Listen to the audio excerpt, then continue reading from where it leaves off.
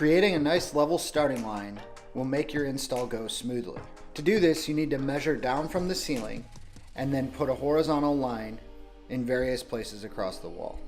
Remember that stickwood planks are 5 inches wide. Not every wall is going to be divisible by the 5-inch width of the plank. Keep that in mind when planning your starting point. Okay, so when you're going to stick your first piece, it's really important you get it level. You're gonna peel back 2 strips of tape. Start on a little bit of an angle so you don't get the board stuck to the wall right away. Get it nice and level. Once you like it, you can slowly peel back this piece of tape. Push it on the wall. Once you feel comfortable with that first piece, this is pressure sensitive tape. Get a little J-roller here and apply some pressure.